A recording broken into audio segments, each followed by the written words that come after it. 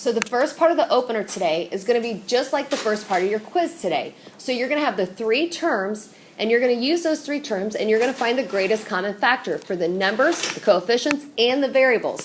So the first thing that you'll need to do is have your blue cheat sheet out. Your blue cheat sheet is your prime factorization sheet. And you're going to write your three terms down into lists. So you're going to write 35, 50, and 30. And for each of these numbers, we're then going to write the prime factors. So, Paige, what are the prime factors for 35? We're going to do the 426 one first. So what are your prime factors for 35? 5 times 7. So 5 times 7. Okay, what are your prime factors for 50? 2 times 5 times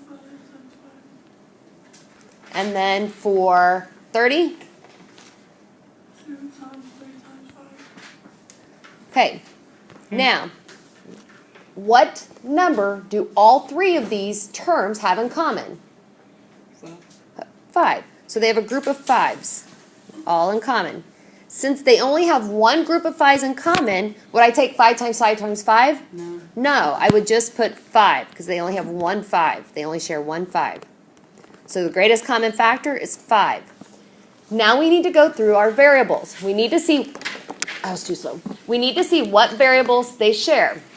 So I'm going to come to my first number, or excuse me, my first variable is m. Do each of the terms have an m? Yeah. Yeah. So now you need to find the variable with the smallest exponent. Is it m to the 5th, m to the 6th, or m to the 4th? M to the 4th. Yeah, m to the 4th. So then we look at the next variable, n. Do they all have an n? Yeah. So then you have n to the 3rd, an n by itself. So an n by itself is really an n to what power? 1. And then an n to the 5th. So which one's smaller there? 3, 1, or 5? Yeah, so we're just going to use n. So you can either put n or n to the 1st. It doesn't matter. So my greatest common factor is 5, m to the 4th, n. So I'm going to circle that because I'm going to use this number now. What am I going to use this number for my rectangle model? The height. The height. Good, Dylan. So I'm going to bring this out, and I'm going to put it on the left side of my rectangle because that's my height. So 5, m to the 4th, n. Now, I have the same three terms up above listed down below as well. But what do those three terms now represent? There are no parentheses. Because there are no parentheses, it's going to represent the area of each term. I heard it this time, Dylan. Okay, so what's my first area? 3, 35, M5, and 3. Okay. My second area? Negative 50, M6, and 1. And my last one? 30, M4, and 5. Good. Way to put your negative in with that 50. Nice job. So now I have the height, I have the area. I need to find the... The height. I have the height. The area. width. I have the area, the width. So I'm going to go ahead and put my height in each rectangle because I'm going to use that. So the height times something will get me to the area. So 5m to the 4th n times something. 5m to the 4 n times something. Okay, so now I'm ready to find each individual width. Sanisha, that's not a really good color. Okay, 5 times what gets me to 35? 7. If you don't know that, what can you use to help you cheat? You can divide them two numbers. You could divide 35 divided by 5, or what else could you use? Go up to where you did your prime numbers. Oh, yeah. The number that wasn't used will be the factor. Okay? So now you have m to the 4th. The final area is m to the 5th. So how many more m's do I need? 1. So I'm going to put m. I have 1 n at the top, but I have 3 n's at the bottom. So how many more n's do I need?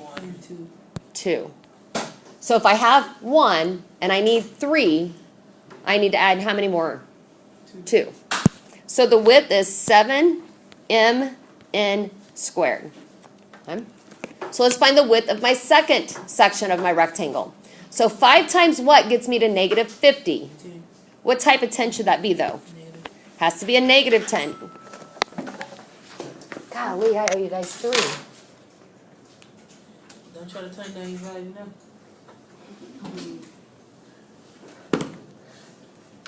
So, do you want to hear what's going on? I don't know what they're doing. Okay, so back on. So 5 times negative 10 will get me to negative 50. Now I look at my variable. So I look at my height variable, it's m to the 4th. I look at the total area, it's m to the 6th. So if I have 4 m's, but my end result I need 6, how many more m's do I have to have?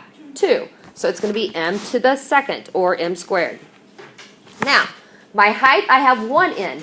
The total area I have 1 n. So do I need any more? Nah. So the area, or excuse me, the width for my second section of my rectangle is negative 10 m squared. Now I'm ready to find the width, What's that about that 7 7mn squared. Yeah, it's a sloppy one. How you do it up? Yeah, it's right under my monitor there. So now I have 5 times what gets me to 30? 6. My width, I have 4 m's. My total area, I have 4 m's. So do I need any more? No. My height, I have 1 n. My total area, I have 5. So I need 4 more. So it's going to be 6 n to the 4th. So the width of this rectangle is 6 n to the 4th. So now I need to go ahead and write my answer. When I write my answer, I show the total areas. So if I show the total areas, how am I going to write my final answer? 5m, 4n. So you're going to show it by, you're right, what is that? You're going to take, bless you, The height. times the, good. So I'm going to take the height times the width. As Nico was saying, 5m to the 4th n. Now if I'm going to multiply that height by all of the widths, what am I going to put around all those widths? What's that? What's that thing called? Ding. Parenthesis. So I'm going to start my parenthesis and then go ahead, Nico. 7m n squared. Negative 10 m squared plus 6n 4 To the 4th. to the 4th. And then, since it's your final answer, in parentheses, since it's your final answer, box it.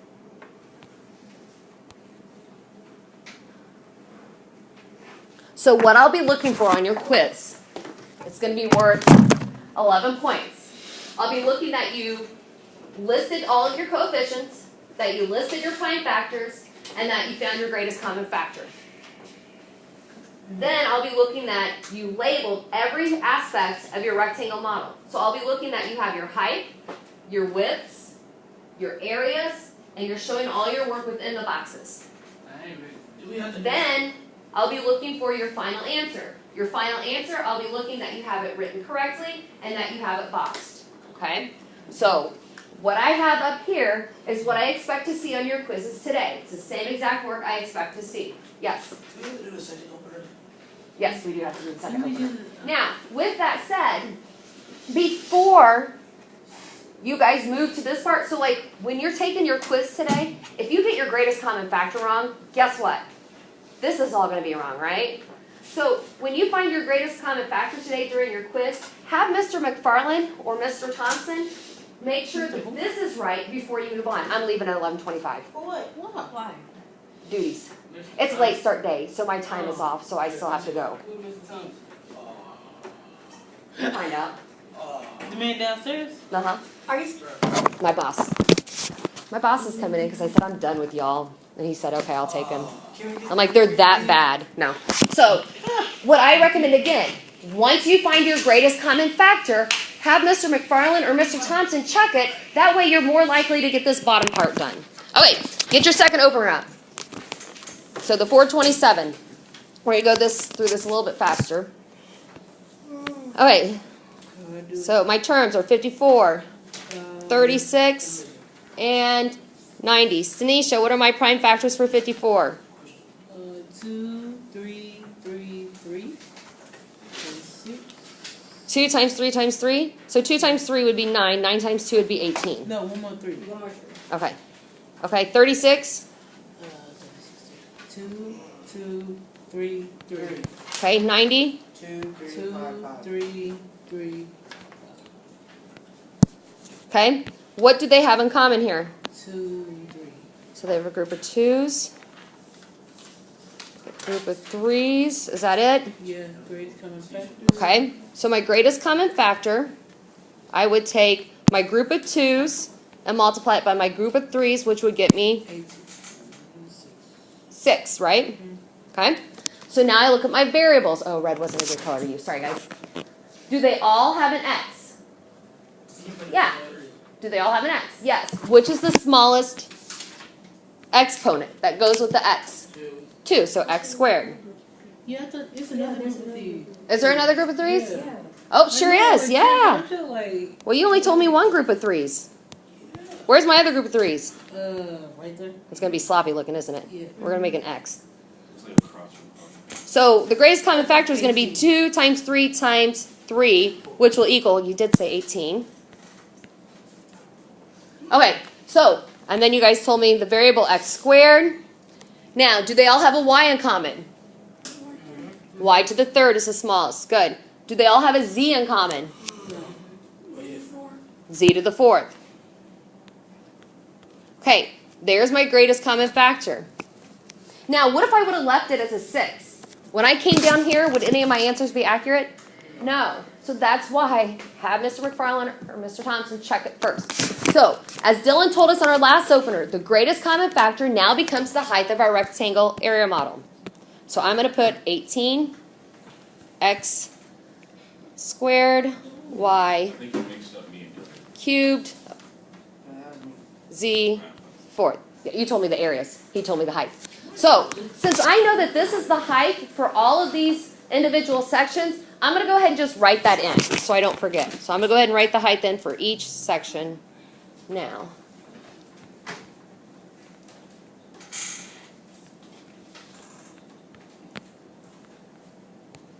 Times 2.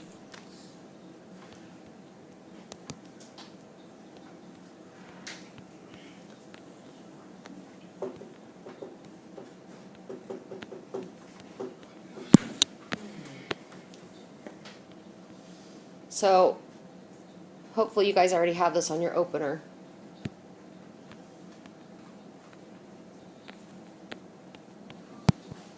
Okay, so now we need to find the width. But before I can find the width, what do I need to put in each section of my rectangle? Segments.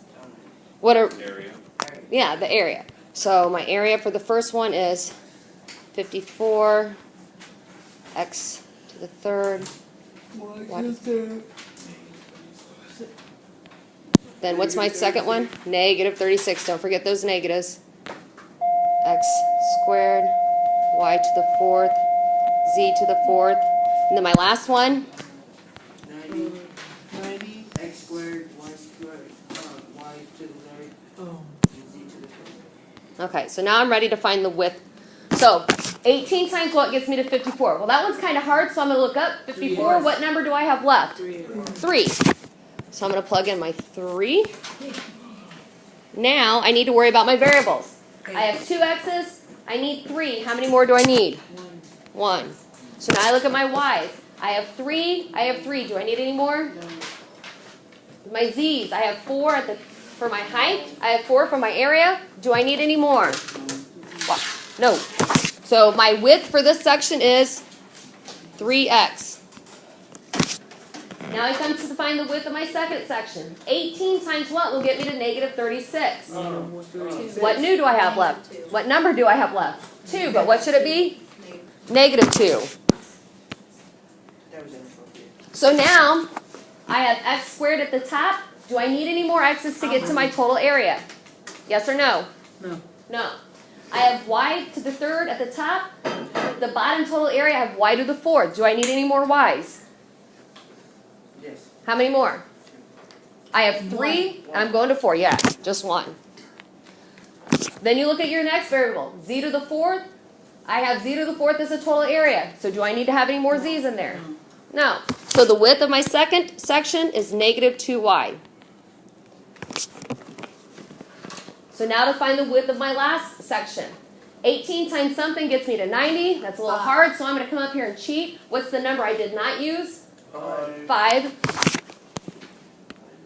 So 5. And then I need to do my variables. I have x squared at the top. Do I need to get any more to get x squared for my area? No. Y to the 3rd at the top, y to the 3rd at the bottom. Do I need any more? Okay.